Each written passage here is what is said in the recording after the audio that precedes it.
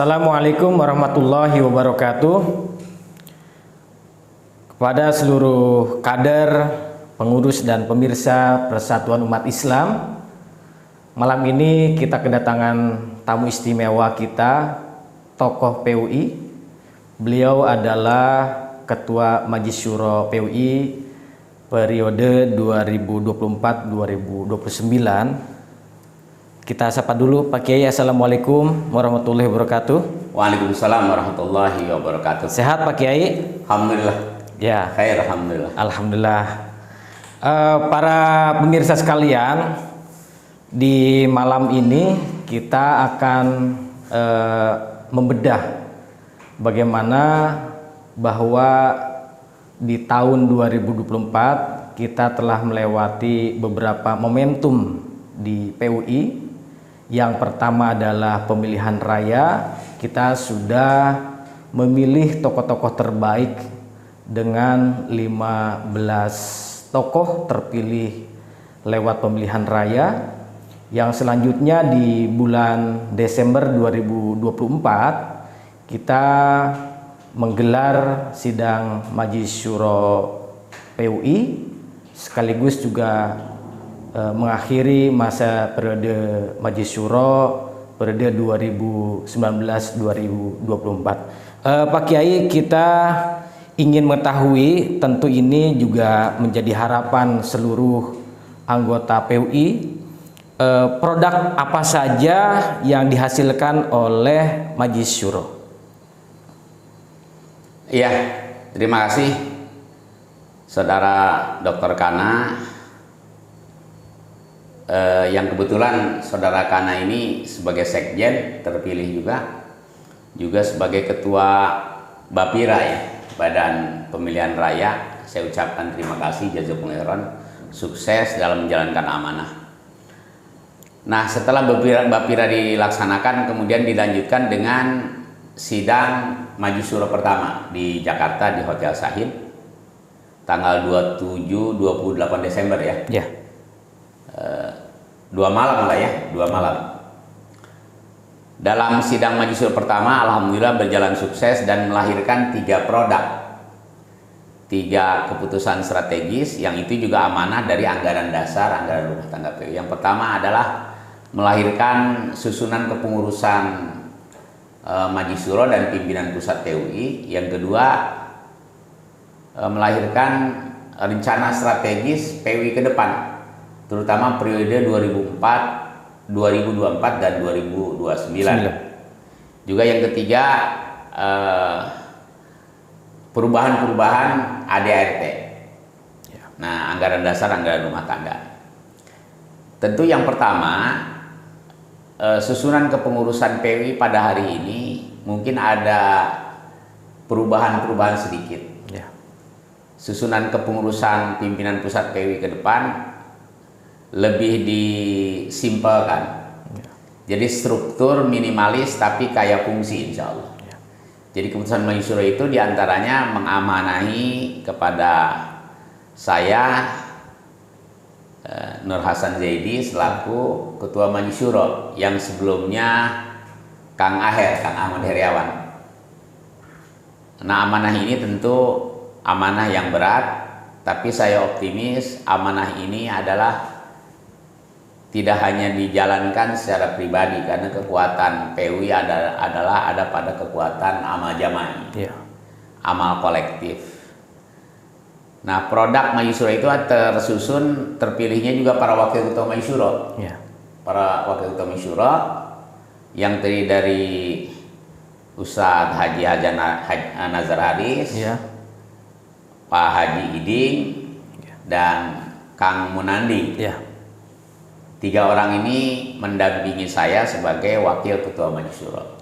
Ini wakil-wakil saya ini orang-orang senior, luar biasa, senior kita, orang tua kita, yang akan menjadi kepemimpinan kolektif di Majelis Syuro. Dan sekretaris Majelis Syuro, Saudara Dr. Wido. Dan juga melahirkan pimpinan pusat yang terdiri dari Ketua Umum Saudara Haji Reza Arifin,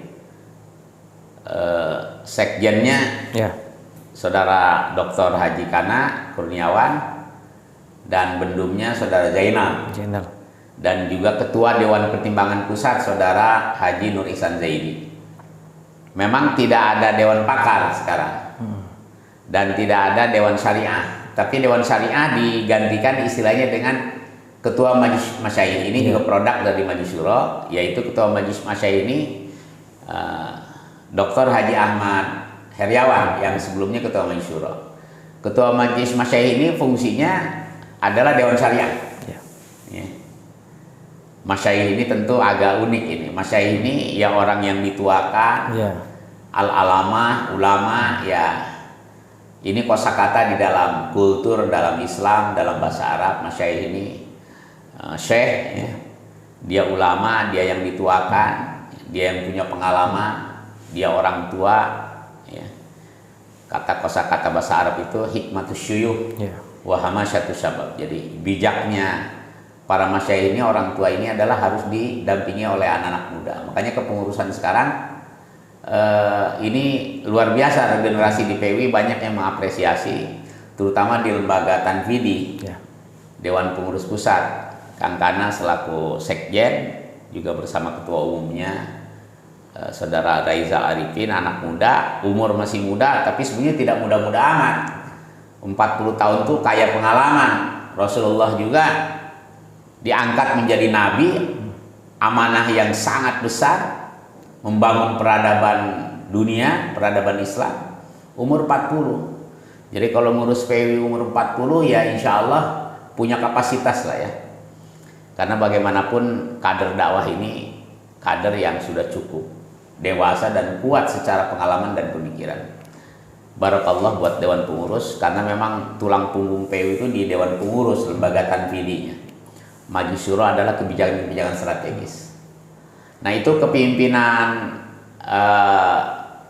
PWI di tingkat pusat. Nah, baik Kiai, kita juga ingin tahu Pak Kiai terkait dengan renstra PWI ke depan seperti apa. Tentu ini juga akan menjadi barometer keberhasilan, dan di abad kedua ini apa sesungguhnya yang menjadi titik tujuan utama kita dalam renstra ini? Iya, tadi kata kuncinya Saudara Kana menyebutkan ini PWI di abad kedua.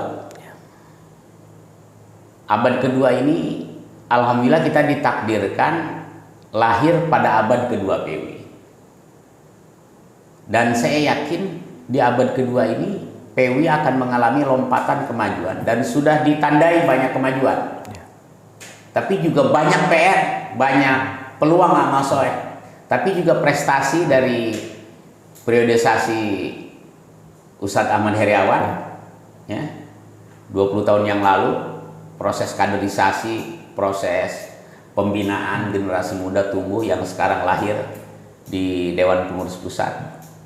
Abad kedua ini sebagaimana janji Rasulullah sering saya sampaikan, setiap satu abad, setiap 100 tahun akan lahir mujaddid, pembaharu.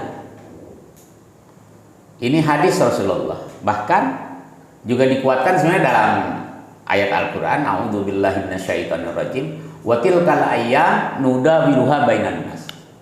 Jadi pergantian kemajuan, kemunduran, kekuasaan setiap zaman akan terjadi, nudawiluha bainan nas, akan dipergilirkan manusia dalam kemajuan dan kemunduran seperti siang dan malam. Nah, setiap satu abad ini, dalam konteks ini para ulama bahkan setelah Khulafaur Rasyidin tuh, Umar bin Abdul Aziz juga itu abad kedua, setelah 100 tahun pasang surut di zaman Khulafaur Rasyidin, kemudian masuk kepada zaman dinasti Umayyah. Nah, Umar bin Abdul Aziz ini termasuk khalifah, bahkan disebut khalifah Umar kedua, Umar II, setelah Umar bin Khattab, karena prestasi Umar bin Abdul Aziz luar biasa, dan beberapa ulama berikutnya.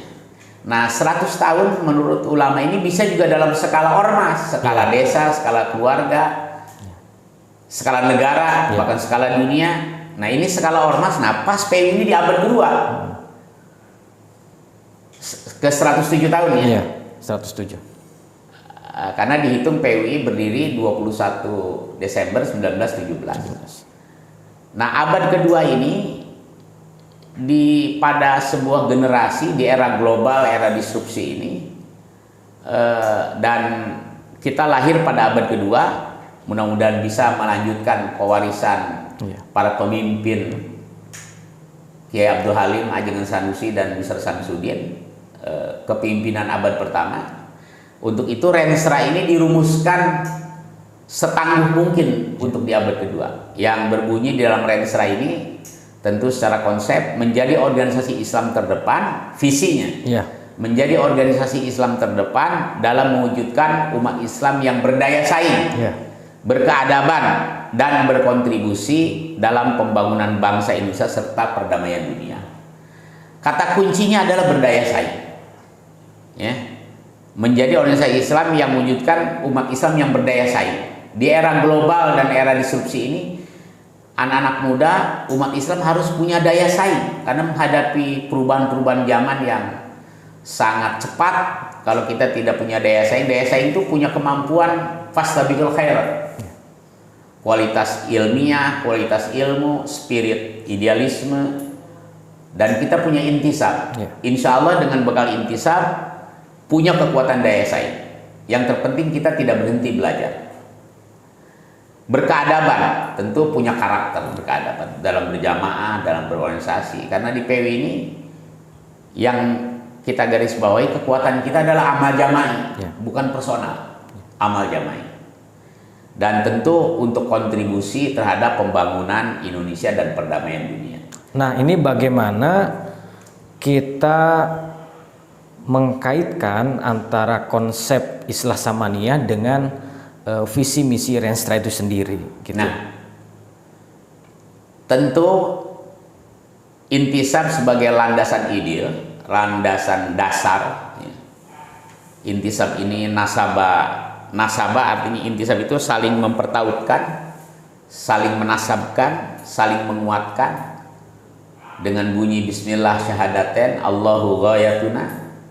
Itu kekuatan kolektif kita, ya. Kekuatan kita ghayah, bukan figuritas. Keikhlasan, wal ikhlasu mabdauna, islah, cinta, kekuatan kita, wal mahabbatu syiaruna, cinta, ukhuwah. Dan itu kekuatan Rasulullah ketika membangun negara Madinah dengan mempersaudarakan antara muhajirin dan ansor. Nah, PUI punya wal mahabbatu syiaruna. Nah, tadi pertanyaannya wal islahus sabiluna. Apa sih islah dalam konteks Renstra? Tentu 8 islah ini islah akidah, ibadah, tarbiyah, al-adah, iktisad, mujtama, ekonomi, dan ummah. Nah, tentu di turunan dari visi itu adalah ada 4 poin. Jadi 8 islah itu strateginya apa? Strategi yang pertama di dalam misi jabaran turun dari visi itu adalah memperkuat dan mengembangkan dan membangun kejamaahan PUI. Komitmen kejamaahan. Komitmen amal jamaah. Bagaimana amal jamaah itu ditingkatkan dengan kualitas dan manajemen organisasi yang efisien dan efektif. Itu kekuatan pertama kita adalah membangun solidaritas di dalam berjamaah. Yang kedua, mengembangkan program, tentu fokus kita di pendidikan, dakwah dan sosial, hukum tentu di dalamnya. Yang ketiga, kita harus adaptasi dengan teknologi, literasi digital. Jadi semua sistem PUI harus adaptasi dengan digitalisasi, karena era dunia ini, digital ini menjadikan secara teknis sangat efisien dan akan mempercepat proses dakwah dengan era digital ini. Nah, PUI harus, inilah penemuan di abad 21 adalah kekuatan digital, karena dakwah harus didukung dengan kekuatan literasi digital. Itu yang ketiga. Yang keempat adalah membangun kerjasama, jaringan, kolaborasi. Bahkan dalam waktu dekat kita diundang oleh ada pertemuan beberapa ormas Islam di Bangladesh bulan ini. Kita harus minimal membangun kekuatan nasional. PUI sudah tersebar di puluhan provinsi, insya Allah akan tuntas seluruh provinsi. jaringan Asia Tenggara kita akan bangun kolaborasi ini, tentu juga kekuatan nasional kita, komitmen kita dan kolaborasi kita dengan pemerintah saat ini, hasil pemilu yang insya Allah kita harus menerima hasil pemilu ini dan kita berkolaborasi dengan pemerintah, dengan swasta dan jaringan internasional. Nah, terus Pak Kiai, tadi Pak Kiai menyinggung bahwa ini kan era di abad kedua ini adalah era generasi muda. Nah, kira-kira wajah kepemimpinan PUI ke depan seperti apa? Ya tentu wajah kepemimpinan ini harus ada kontinuitas. Ya. Kita tidak ada dikotomi, ini orang tua, ini anak muda, ya. Semuanya punya spirit muda. Ya. Spirit muda itu tidak mengenal umur. Ya. Ya, tidak mengenal umur. Bahkan di zaman Rasulullah itu fastabiqul khairat, antara orang tua dengan anak muda pergi berjihad itu fastabiqul khairat. Nah, tentu setiap zaman ada orangnya. Ya. Fi kulli zaman rijaluha. Jadi setiap zaman itu ada rijalnya, ada orangnya. Ya. Tentu Rasulullah sendiri ketika di umur-umur 50 menjelang 60, kepimpinan perang itu, kepimpinan eksekutif itu diserahkan ke anak-anak muda. Ya. Khalid bin Walid, Amr bin As, Ya. Usamah bin Zaid. Ya. Nah, kita di jalur eksekutif itu anak-anak muda karena menghadapi zaman ini harus disesuaikan. Ya.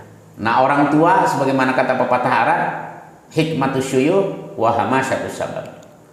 Jadi bijaknya orang tua senior harus dibarengi dengan anak muda yang lebih lincah. Ya. Karena bagaimanapun fisik anak muda yang umur-umur 50 ke bawah atau 40 ke bawah ya lebih sigap.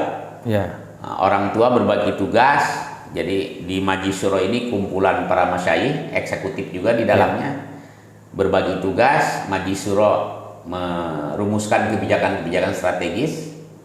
Ya. Anak muda di Dewan Pengurus, ya. Bahkan secara spirit sebenarnya tidak ada dikotomi, tapi bagaimanapun umur ini kan juga fisik harus ada regenerasi. Betul. Sehingga PU ini tidak boleh lagi ada loss generasi. Jadi ada kesinambungan yang kuat.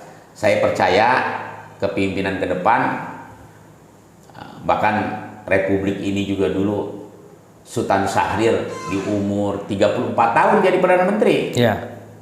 Pak Natsir, pimpinan Masyumi dulu 36 tahun jadi Perdana Menteri.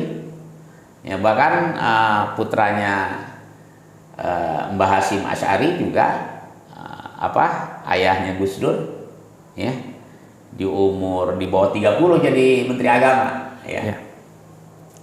Jadi ini sekali lagi ke depan saya optimis, ya. Yang penting organisasi ini tidak boleh berhenti belajar.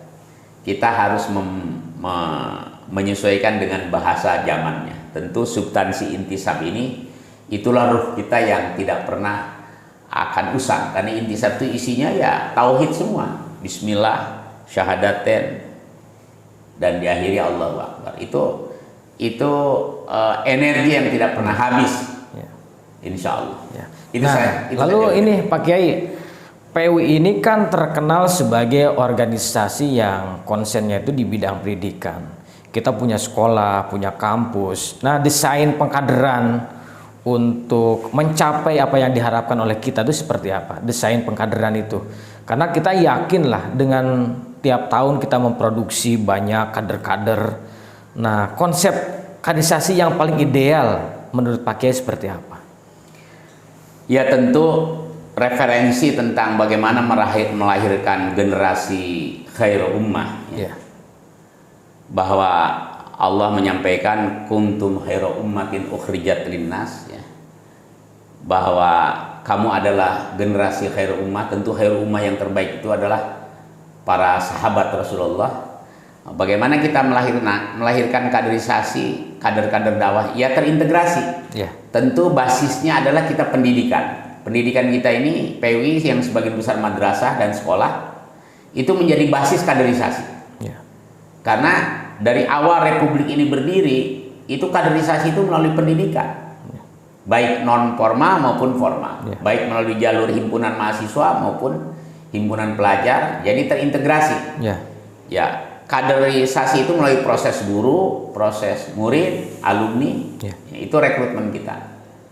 Dan referensi konten tentang kaderisasi itu terlalu banyak referensi. Bagaimana melahirkan orang tafakuh fiddin, bagaimana melahirkan orang menjadi kemampuan entrepreneurship. Ya. Karena kader-kader PU itu nanti ada yang tafakuh fiddin, ada yang entrepreneurship, ada yang wirausaha, ada yang seniman, ada yang pejabat bahkan.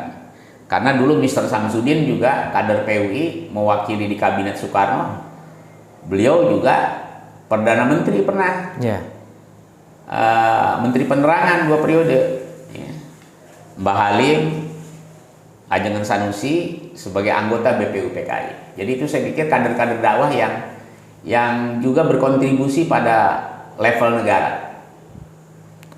Baik Pak Kiai, karena waktu yang terbatas, mohon maaf bila ada hal yang kurang berkenan, dan bagi para pemirsa kita akhiri perjumpaan kali ini.